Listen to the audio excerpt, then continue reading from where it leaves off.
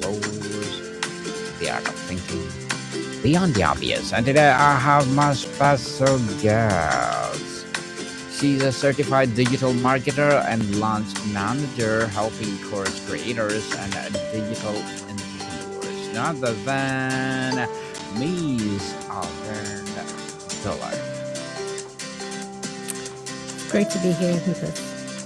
Welcome once again, Miss Alvern, on one of my podcasts, Abstract Essay. And can you please introduce more about yourself that I miss?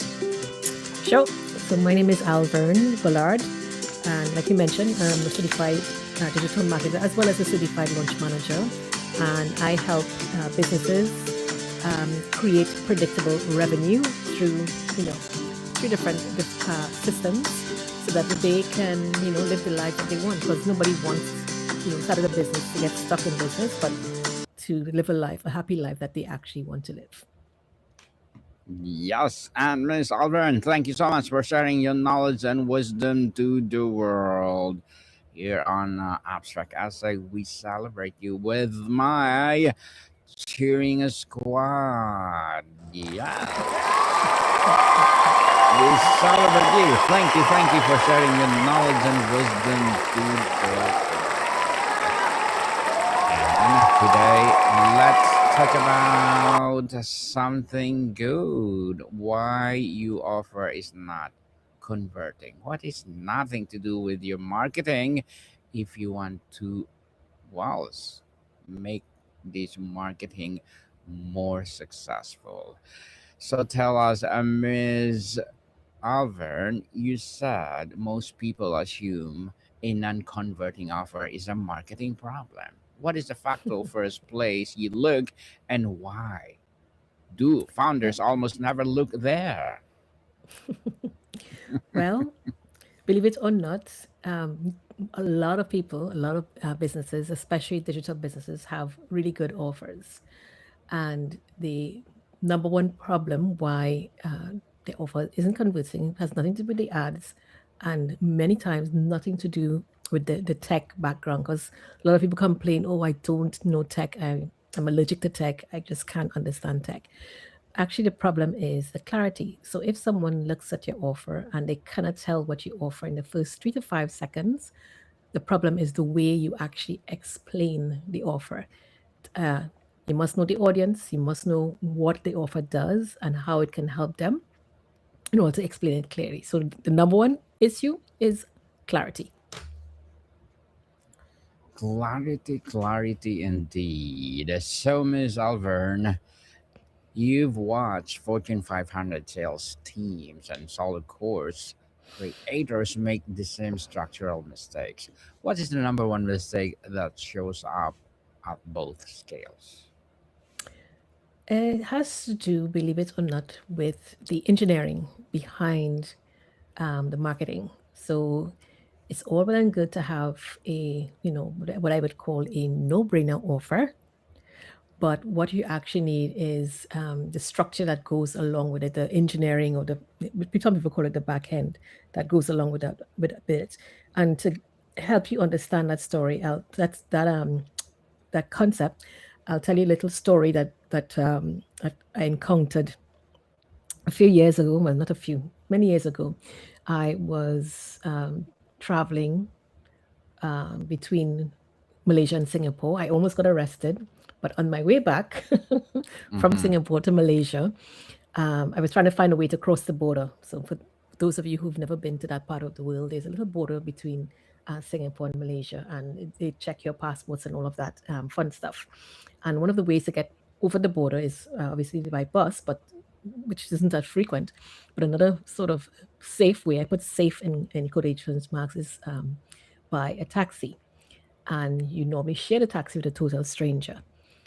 So one of the things that I had to do, obviously, is go in this taxi, and I was dreading I mean, I've done a lot of crazy things in my life, but dreading to go into this taxi, this total person. What will I say? It would be awkward. Who sits in the front seat? All of the things that go through your head. And anyway, I got in a taxi, and believe it or not, this particular total stranger wasn't somebody I knew, but it's somebody that we got talking and was smooth sailing all the way. And he was well dressed, clean, crisp white shirts, leather belt that wasn't frayed, well polished shoes, gentleman slacks, well mannered, intelligent. So we really had a fun time going along our journey. He was at least 20 years older than me. And let me tell you something, if he asked me out, I would have said yes, no problem at all.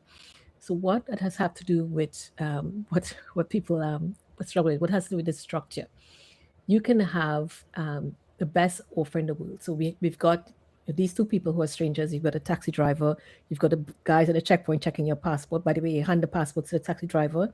Taxi driver hands it to the guys that check your passports.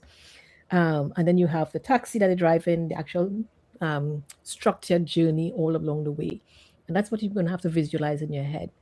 You need to have a complete package in order for the actual and process, so system or automation or what I like to call workflow, in order for offers to work really effectively. You can have the best offer in the world, the great ads and all of that, but when the onboarding of that particular person goes in, what is the experience like? What do they feel when they're going? How do they interact with your brand?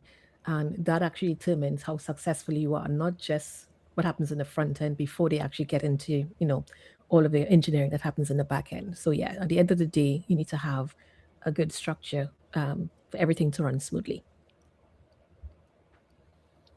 Certainly. And Miss Alvern, most entrepreneurs plateau because they stop pitching before they have enough data.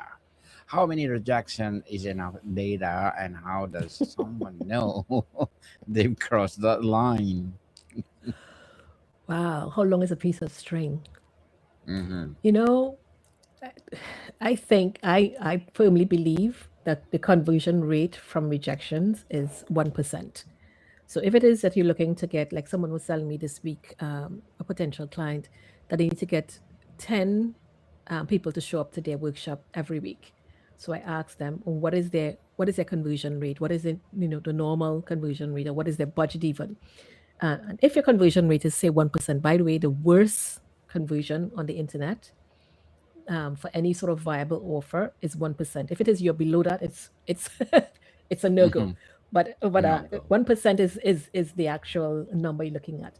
And if it is you have to convert, you need to get 10 people into your funnel offers, whatever it is this week.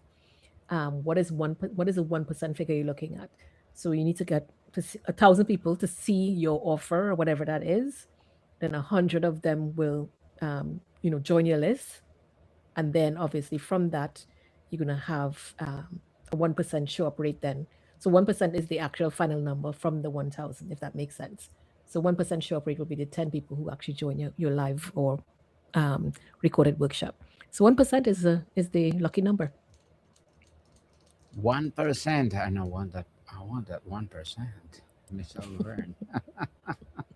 You said the salespeople who outperform were not more talented, just had a higher rejection tolerance. What is the emotional skill that separates someone who processes rejection in 10 minutes versus 10 days? I think number one, it comes with practice.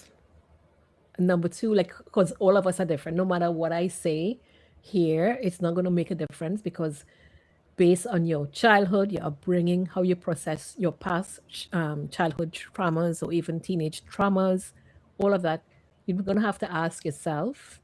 Because I know some people hate a sales job because they just cannot take all those no's. You're going to have to ask yourself, can I take this rejection? It's not necessary. The thing is, it's not necessarily rejection on you personally. They're saying no to the thing that you're offering them. Because I'm sure if you Mhm. ask that same person to go on a date or go for coffee, they'll happily say yes. So that means it's nothing to do with you. It's everything to do with what you're offering them, and they're not interested in it. So at the end of the day, it's all about you separating yourself from that rejection. And the top salespeople have a system. So it's not necessarily of, okay, I'm going to do 10 rejections today and none tomorrow. There's a systemized approach to it. And once it's a system, a thing that you do that is separate from you, your personality, from who you are as your character, all of that. It's something that you just follow this system. Once you do that over and over and over again, you're going to get the results. And obviously, there is the aspect of there's what we call a consultative approach. So, in other words, you pick up the phone, you talk to this person, you make sure it's the right person you're talking to. They've got the budget, they are ready to make a decision shortly, hopefully, like in the next week. Or if it's a long sales cycle, at least the next month or 6 months, or however long it is. And they've got the necessary approvals in place. The PO system, it's all approved and ready to go. It's just a matter of them finding the system and then following through with it. And once all of those in place, rejection is not going to be a problem.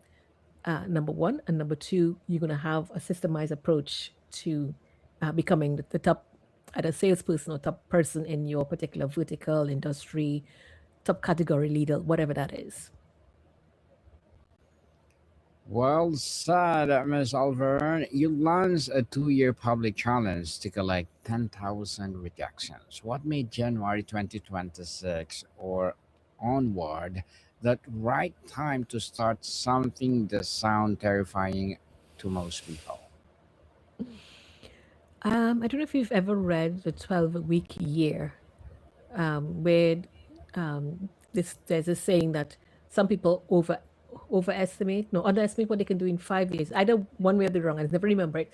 Underestimate what you can do in 5 years and overestimate what they can do in a year. Or it's the other way around. Can never remember. But anyway, the point is, in January this year, I decided, obviously based on Gabrielle Carr's initiative, where she was doing this 100 rejections thing in January, and she got all sorts of things, like she managed to get some sort of queen. No, sorry, yeah, queen of some sort of territory, and some really outrageous things she did, hoping to get rejected, but she didn't get rejected. She actually got accepted.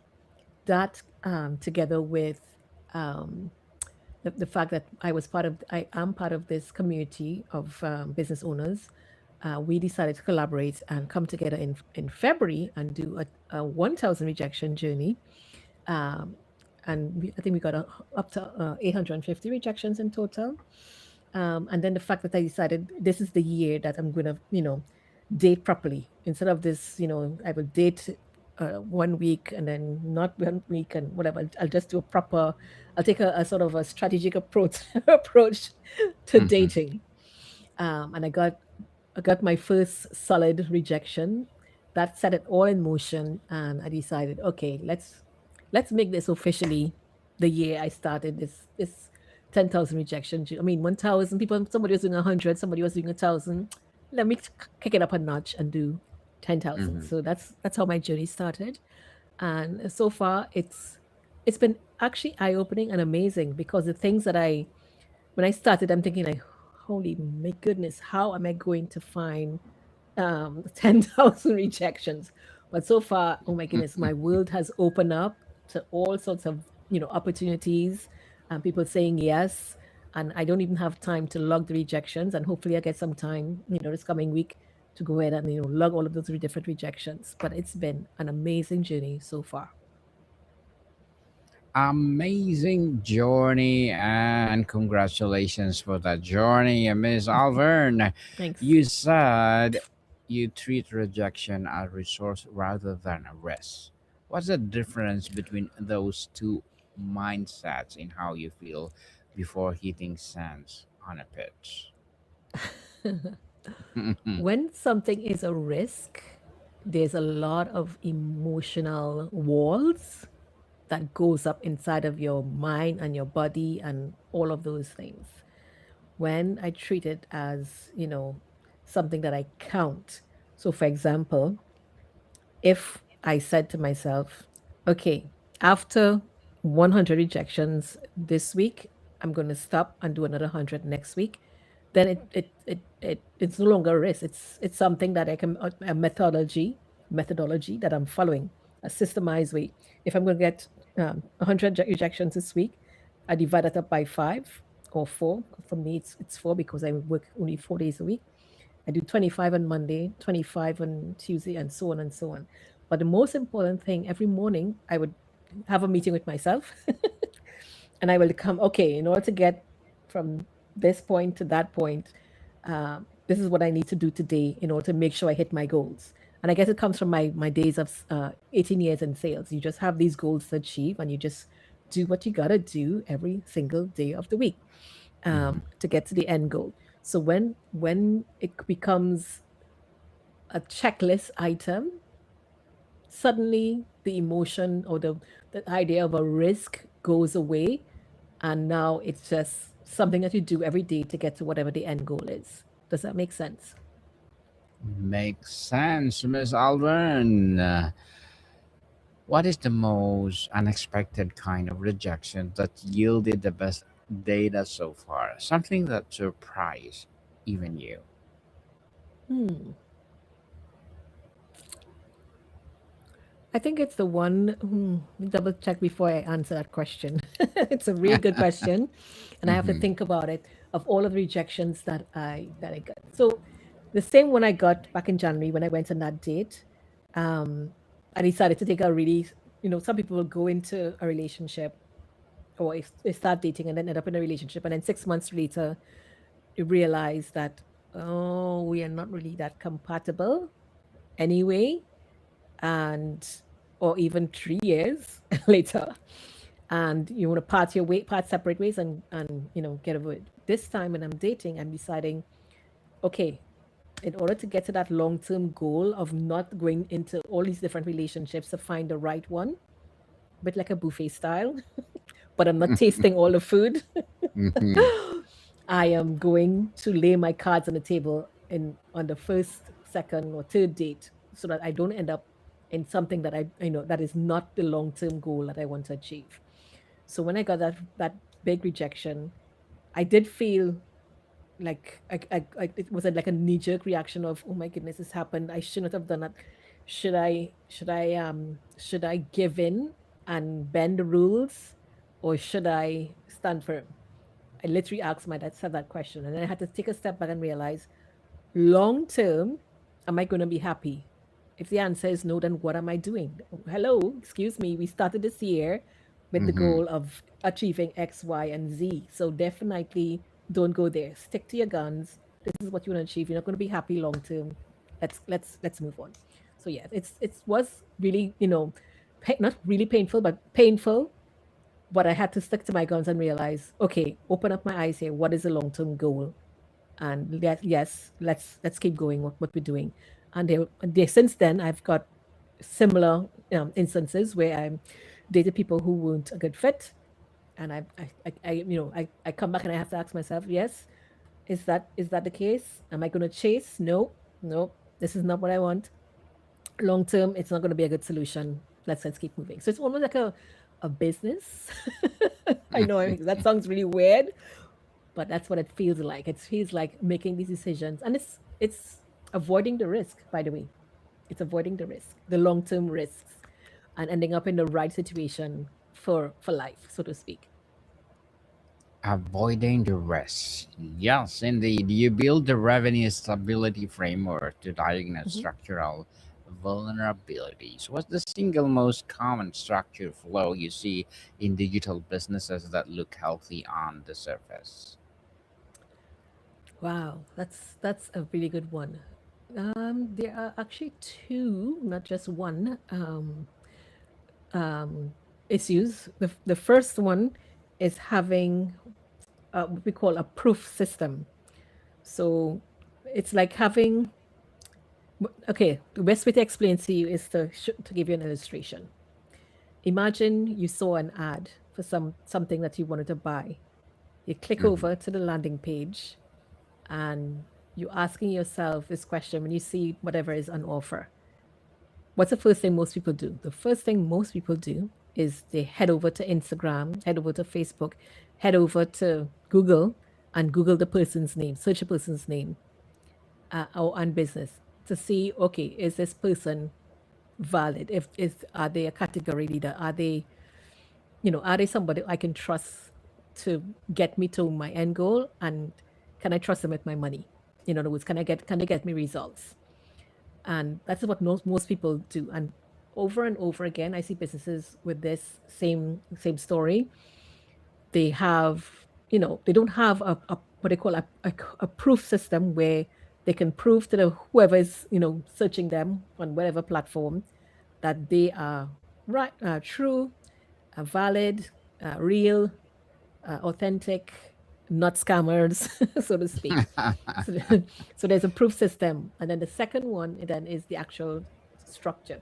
In order to scale a business using to get the revenue that you want, you need to have, like I mentioned earlier, a really solid framework, backbone, so to speak, that can that wouldn't break when you increase the amount of traffic coming into that engineered back office, so that when people come in there, there will be no kinks. Obviously, unfortunately, we live in a world that's kind of broken, so you're gonna have one or two little hiccups here and there, but generally speaking, you need to have a really firm backbone, which involves being on the right platform that can handle that amount of traffic, having the right connections, the actual third party connectors, and making sure everything is just solid to receive X amount of traffic. For example, typical example, Zapier. Sometimes you connect up Zapier and you forget that Zapier runs on a system of X amount of tasks per month,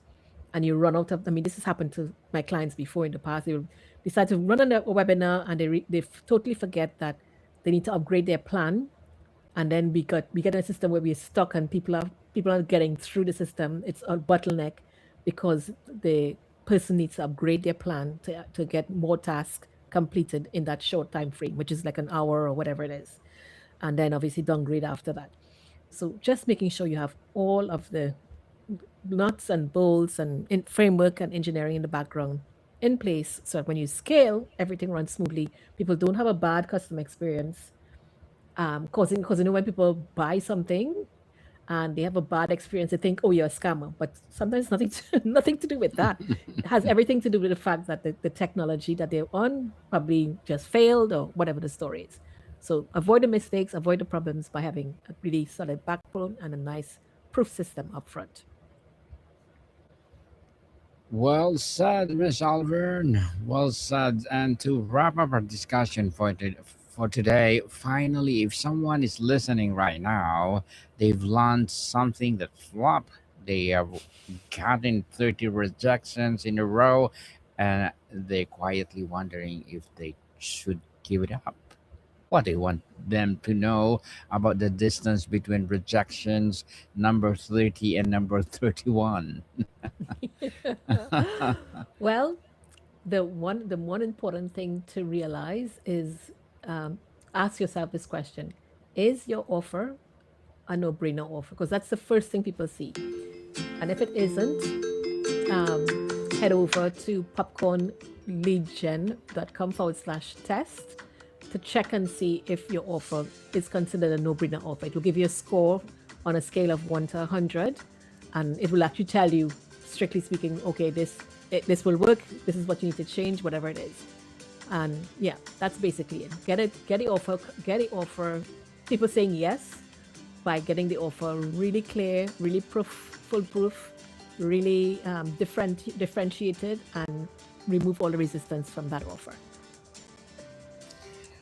Well said, Ms. Alvern. And so, can you please invite our listeners to support your business, your projects, or anything you want to promote on Abstract Essay?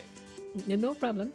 You can head over to Popcorn Lead Gen. So popcorn as a snack popcorn. Leadgen.com/test. So you can go and have a look and see if your offer is the best one. Because if you don't have a good offer, nothing else is going to give you the results that you want. It might give you partial results, but not really great results. Well said, Miss Alvern. Thank you so much for your time. And people, let's support Miss Alvern, because if you support her, for sure, more and more empowering business like this to rise. So, Miss Alvern, thank you so much for your time. Thank you for having me, and it was great being here. Likewise, I'm inviting you to be part also again to my Entrepreneurship 101. And let's talk about entrepreneurship mindset. So, Miss Alvern, thank you so much. And Moticam people, see you soon.